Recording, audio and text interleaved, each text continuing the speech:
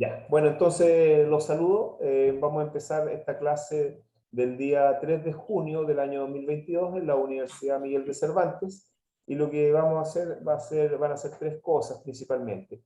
Primero, revisar las evaluaciones, señalar cómo vienen las próximas evaluaciones. Lo segundo va a ser solucionar algunas dudas que creo que también han quedado solucionadas. Y también referente a los días y las formas de las evaluaciones. Y lo tercero, vamos a ver cómo se modificó el Código de Procedimiento Civil en lo que al juicio ejecutivo se refiere. ¿Ok? Lo primero, respecto a las evaluaciones, el lunes, este lunes 6 de junio, van a estar las notas de la primera cátedra y también pretendo subir la pauta de corrección. ¿Ya? Eso es lo primero.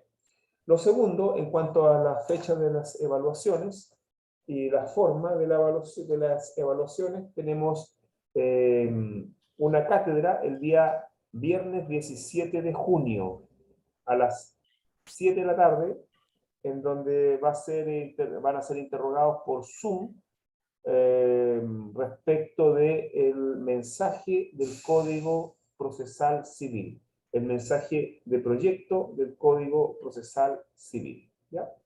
El viernes entonces 17 de julio, perdón, de junio, viernes 17 de junio. Después tenemos la segunda solemne que va a ser escrita, va a ser enviada online, 10 para las 7 de la tarde, mediante el video Zoom, mediante la plataforma Zoom. Vamos a enviarla por el chat y también por el Classroom, por la página de Classroom del, del curso. Esto va a ser el viernes 15 de julio, viernes 15 de julio, y va a entrar toda la materia, es decir, toda la materia de manera acumulativa, menos los artículos, es decir, el material anexo, y menos las querellas posesorias, ¿ya? Eso va a ser lo que va a entrar y va a ser de forma escrita, y como ya les dije, con modalidad de verdadero y falso, alternativas y algún caso. Eso, ¿alguna duda al respecto? ¿No? Ya. Respecto de la recuperativa va a ser online también. Y va a ser online mediante una interrogación oral y que también vamos a, bueno, los que tengan la posibilidad, ¿ya? Así que eso. Y nos vamos a estar reuniendo todos los viernes a las 7 de la tarde hasta que termine el curso de manera online. ¿Ya? ¿Alguna duda, alguna consulta respecto a eso? ¿No? Ya. A ver. Ya. Ya, entonces vamos a... Profesor, Sí, dígame. disculpe, Sí, eh, lo que pasamos después de todo juicio ejecutivo es juicio de Hacienda. ¿Eso entra también? sí, también. Todo menos las querellas posesorias. Ya, menos la querella posesión. Menos las querellas posesorias, eso no. Ya, bueno, vamos a recapitular algo porque vamos a ver respecto de vamos a hacer una clase, como les digo, bastante corta, que está siendo grabada, respecto de la ley 21.394, pero en relación al juicio ejecutivo, solamente en relación al juicio ejecutivo. Bueno, no sé si ustedes han leído la ley, si han visto esa ley. No. ¿Nadie? 21.394, profesor. Efectivamente. Por lo menos yo no, que me acuerde, no. Ya, yo les voy a recomendar que la ley la bajen y lean la completa porque es una ley... Ya, vamos a empezar con lo que es la ley. Ya, la ley 21.394 lo que vino a hacer, vino a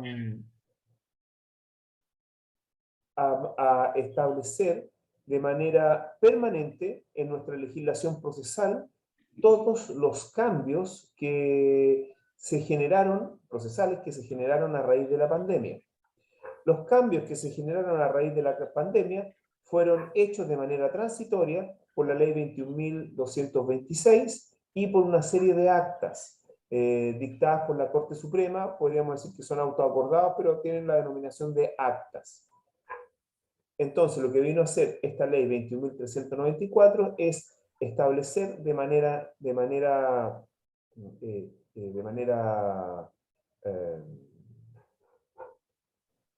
no transitoria, sino que permanente, este sistema de justicia, podríamos llamar, remota, en el sentido de hacer varios cambios a la legislación, y entre ellas los cambios que vamos a ver en esta clase solamente respecto al juicio ejecutivo. Vamos a ver qué articulados se modificaron, y vamos a ver también en qué sentido y la razón, el fundamento de esta modificación, ¿ya? Esto ya lo hemos visto nosotros a propósito del curso, pero lo vimos de manera, podríamos decir, de manera, lo fuimos viendo de manera ya incorporada al proceso, al juicio ejecutivo. Es decir, no de una forma, no de la forma en que, como existía antes y como quedó ahora. Esta ley 21.394 se publicó en el Diario Oficial el 30 de noviembre del año 2021 y pasó a modificar los siguientes artículos del Código de Procedimiento Civil. Empecemos por el primero, referente al juicio ejecutivo. El primero es el artículo 435 del Código de Procedimiento Civil. El artículo 435 del Código de Procedimiento Civil era el segundo artículo con el cual empezaba el juicio ejecutivo. Ya sabemos que el juicio ejecutivo comienza con el artículo 434, que es el artículo referente a el establecimiento de los títulos ejecutivos. Entonces, el artículo 435 lo que regulaba y lo que sigue regulando actualmente son ciertos apercibimientos respecto de ciertos títulos ejecutivos imperfectos, como son la confesión judicial y el reconocimiento de firma. Bueno, ¿qué se agregó al 435? Lo que se agregó al 435 es que en los casos en que se cite a confesar o a reconocer firma, es necesario, sobre todo a confesar, es necesario que se acompañe un documento que no solamente dé cuenta de que existe un título ejecutivo, sino que en ciernes, sino que deba contener una obligación actualmente exigible y obviamente no prescrita, y también líquida o liquidable y indubitada, ¿ya? Con esto lo que se trató de eliminar es que se citara a confesar deuda sin ningún antecedente escrito, por lo cual podían existir variados fraudes. De hecho, los tribunales ya hace varios años estaban negando las gestiones preparatorias de confesión de deuda que no se fundaran en un documento escrito, en un documento.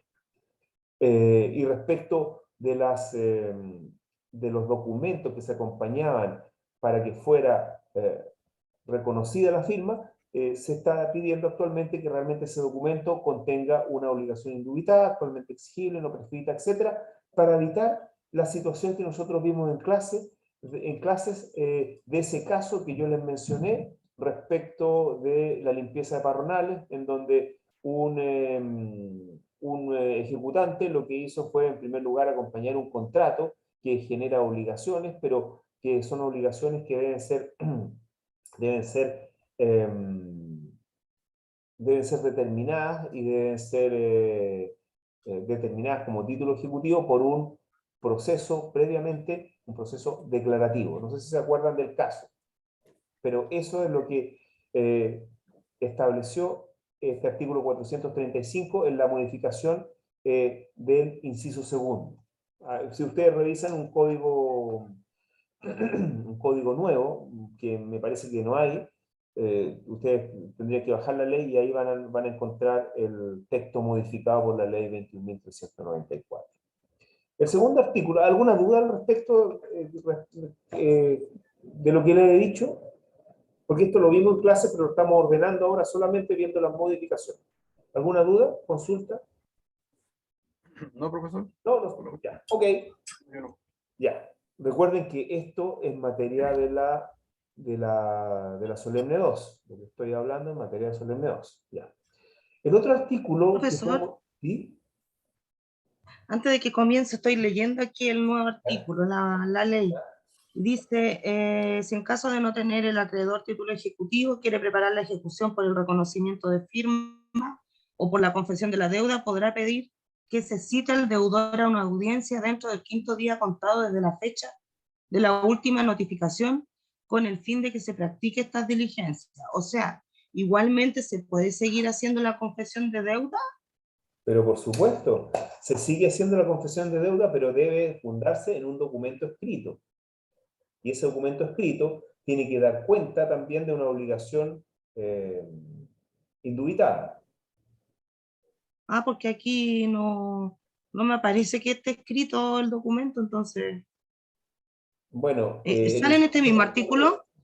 el 435, inciso segundo. Ah, ya.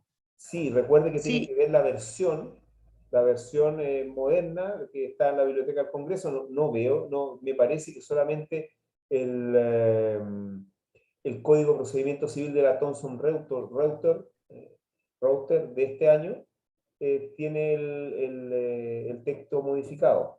Me parece que la editorial jurídica tiene el texto incorporado, pero en un pie de página. No está incorporado en el articulado. Entonces, ojo con eso. Sí, profesor. Es- El único que descargando el código de la Biblioteca del Congreso. Texto actual. ¿Ya? Ok. Vamos al segundo artículo. El segundo artículo es el artículo 442 del Código de Procedimiento Civil. Y en este caso, lo que se modifica en el 442 es que actualmente el juez, en todo caso en que el título ejecutivo esté prescrito, puede declarar la prescripción de oficio. ¿Ok? En todos los casos en que el título ejecutivo entonces esté prescrito, puede declarar la prescripción de oficio.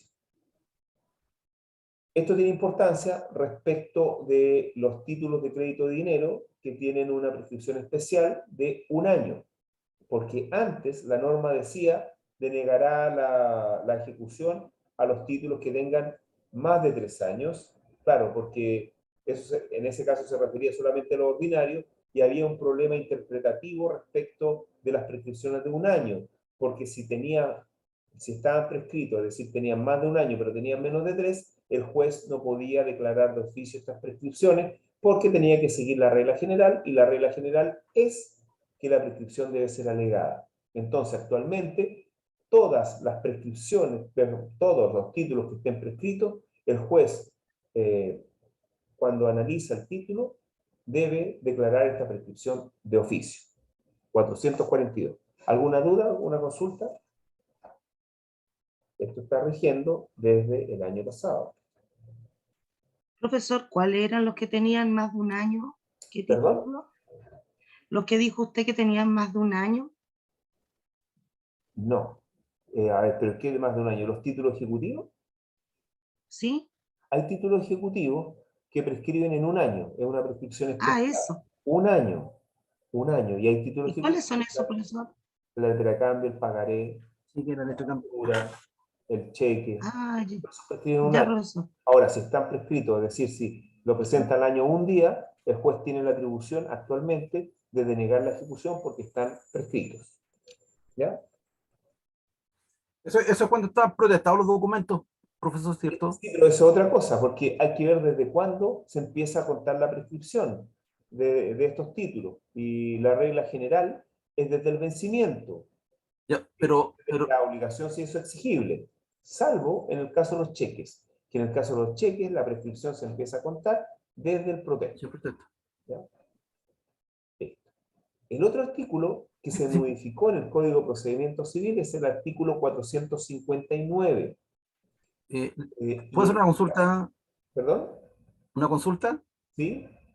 Sin perjuicio de que el pagaré pueda ser protestado y haya que ejecutar la acción dentro del año, ¿se puede ejecutar una acción sin que haya sido protestado el pagaré? Es posible en los casos en que el pagaré es título ejecutivo perfecto. Y ahí hay dos casos, acuérdese. Porque menos mal que la clase está grabada igual, entonces ahí usted puede revisar que los dos casos es en que en la firma del obligado al pago esté abonada por un ministro de fe, y la otra situación es que el protesto se haya producido de manera personal. Sí, me acuerdo de eso. Sí. Ahora, muchas gracias. Ya. Vamos al 459. El 459 lo que hizo es unificar el plazo para poner excepciones. Y esto es muy importante porque ustedes saben que si no se ponen excepciones, no hay juicio ejecutivo, sino que hay mera ejecución.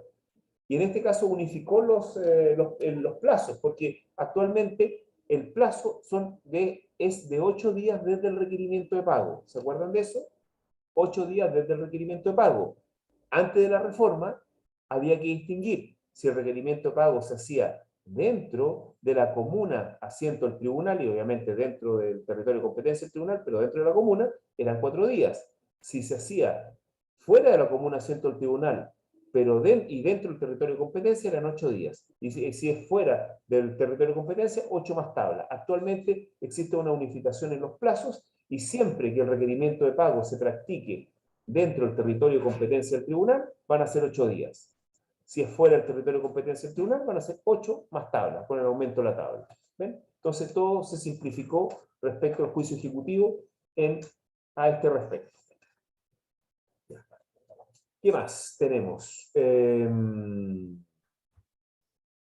artículo 485, que es el otro artículo que se modificó en el juicio ejecutivo, se modificó desde la perspectiva de la, podríamos decir, desde la justicia, podríamos llamar justicia telemática, podríamos llamar justicia a distancia, podríamos llamar justicia por videoconferencia o no presencial, etc. Bueno, este artículo 485 lo que permitió es proceder o que se pudieran realizar remates vía online, es decir, remates vía videoconferencia, remates vía remota. Y dejó la regulación de estos remates para un autoacordado de la Corte Suprema, ¿no? Y actualmente los remates vía online tienen una regulación o tienen una fundamentación de derecho positivo en el artículo 485, que modificó el inciso primero y también el inciso segundo del 485. O sea, se permiten los remates vía online. ¿Ya? Esa es la otra cosa que se permite. Junto con esto, tenemos el artículo 495, que también es complementario al remate online, en donde se permite utilizar la firma electrónica avanzada para firmar el acta de remate. Y también se permite que el acta de remate, obviamente, bueno, pueda ser suscrita por vía telemática, por esta vía, pero eso sí, no hizo, y tampoco podía hacer, no modificó el artículo pertinente del Código Civil respecto al título para la transferencia de dominio, digamos, para que sirva de título la transferencia de dominio, que sería la escritura pública. En los juicios de remate siguen existiendo escrituras públicas, pero el acta de remate puede ser suscrita vía telemática con firma electrónica avanzada. Incluso también el código habla de firma electrónica simple en el inciso segundo del actual artículo 495. Es decir, todo esto ha ido en mejora del servicio de los tribunales, y también hay que hacer presente, y esto por vía, respecto a las vías de la tramitación en general, que hay disposiciones transitorias de esta ley 21.394 en que permiten que todo el funcionamiento que se realizó durante la pandemia se pueda seguir realizando si es que hay alguna autorización por parte de la Corte Suprema después del año de publicación de la ley. Y actualmente la Corte Suprema ha establecido mediante un auto acordado que es posible que el funcionamiento general de todos los tribunales va a ser vía remota. Es decir, que todo puede ser hecho por vía remota, siendo la excepción la presencialidad. Y realmente la excepción está dada, por lo menos en materia civil, está dada respecto a la declaración de los testigos. Los testigos deben, de hecho, por regla general, deben concurrir a los juzgados civiles a declarar. Lo mismo ocurre respecto de las audiencias, por lo menos de formalización, alguna de formalización en los juzgados también, en este caso de garantía. Eso sería como la excepción. Pero la virtualidad durante todo este año 2022 va a ser la regla general respecto del funcionamiento de los tribunales, por disposición de la Corte Suprema, que se basa en esta disposición transitoria de la Ley 21.394. Bueno, fundamentalmente eso es lo que le puedo decir de manera, podemos decir, ordenada, artículo por artículo, en que se modificó el juicio ejecutivo con esta ley, que lo que vino a hacer más que nada vino a establecer el sistema remoto, vino a darle que tuviera una situación permanente en nuestra legislación. La próxima clase yo creo que vamos a hablar de las disposiciones comunes a todo procedimiento y del juicio ordinario. Cómo las disposiciones comunes a todo procedimiento y el juicio ordinario fueron cambiados por esta ley.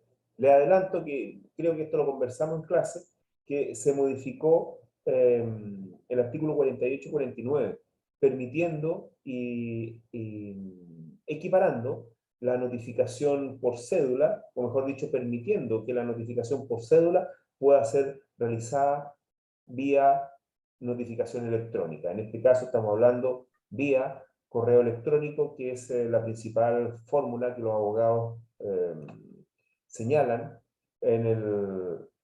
para cumplir con este artículo 48 y 49. Y esto ha generado problemas, ha generado bastantes dudas. De hecho, les voy a plantear un caso en que va a quedar grabado para que la próxima semana lo resuelvan ustedes o lo conversemos. Así que ya piensen en esto. Miren, el caso es el siguiente. Juicio ordinario, a pesar que da lo mismo, o sea juicio ordinario o juicio sumario, un juicio en el cual las partes, después de la audiencia de conciliación, cumpliendo con el artículo 48 y 49, señalan como forma de notificación sus correos electrónicos. Su correo electrónico. Se dicta la resolución que es la interlocutoria de prueba. Se dicta la resolución con todo su contenido, y en la parte final de la resolución dice: notifíquese por cédula. Esta resolución, la interlocutoria de prueba, es notificada a los abogados a sus correos electrónicos. El abogado demandante, como ve que dice que se notificaba por cédula y se le notificó a su correo electrónico, espera la cédula, es decir, espera la notificación por receptor, vía receptor.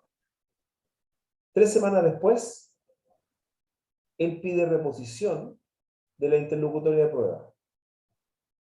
3 semanas de haber sido notificada, de haber sido mandado al correo electrónico. A lo cual, 3 semanas, es decir, 3 semanas son 21 días. Es decir, el término probatorio, en este caso es un juicio sumario, entonces el término probatorio, si es que el juez entiende que está notificado por correo electrónico, está vencido. presenta un recurso de reposición con apelación subsidiaria y el juez a ese escrito lo provee como no al lugar a la reposición ni a la apelación por estar extemporáneos los recursos. Entonces, este caso, lo vamos a resolver la próxima clase. Vamos a conversar de este caso. No sé si les queda claro, creo que está bastante claro. El orden cronológico del siguiente, se cita conciliación, no se llega a conciliación. Las partes, antes de que se dicte la interlocutoria de prueba, presentan escritos donde piden que sean notificados por correo electrónico. Se dicta la interlocutoria después de prueba. La interlocutoria dice notifíquese por cédula. 3 semanas después, el demandante presenta un escrito con reposición y apelación de subsidio y el tribunal dice no al lugar por extemporáneo los recursos. ¿Ya? Entonces, la pregunta es, ¿qué se puede hacer? ¿Qué puede hacer este demandante? Porque se vio privado de rendir prueba por lo menos en primera instancia. Porque ya el probatorio estaría, según el tribunal, estaría agotado, porque estaría notificado la interlocutoria de prueba por ese correo recibido hace 3 semanas. ¿Ya? Eso lo vamos a revisar la próxima clase. Los artículos claves serían el artículo 48 y el artículo 49. El 254 número 2, el 309 número 2 también. Revisen esos artículos y vean qué solución le podemos dar a este abogado. Esto es un caso real. ¿Ok? Falta un antecedente. El escrito en el cual señala el correo electrónico las partes dice solamente téngase presente, nada más. Así que eso queda de tarea para la próxima clase, para que lo discutamos y lo conversemos y veamos cómo podemos ayudar a este abogado. ¿Les parece? Ya, profesor. Sí. Sí, porque ese Sí, abogado profesor.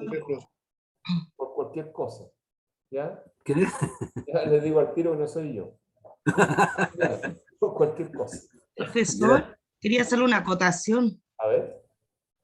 Buenísimo esto que estamos haciendo de ver las modificaciones, porque son modificaciones actuales y Justamente. que tenemos que estar actualizándonos, porque uno, claro, tiene el código quizás antiguo y no sabe acerca de estas modificaciones. De hecho, mi hermana me decía, ¿de verdad se cambió a 4 días para presentar las excepciones? Y yo, sí, hubo una modificación, así que... 8 días.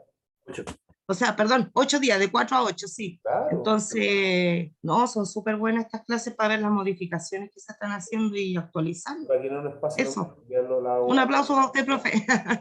No, bien, súper. Si no tiene nada más que decirme, damos finalizada la clase, ¿ya? Muchas gracias, profesor. Gracias a ustedes. Que estén muy bien. Chao. Gracias, profesor, que esté bien. Gracias, profesor. Hasta luego. Cuídense mucho. Chao, igualmente.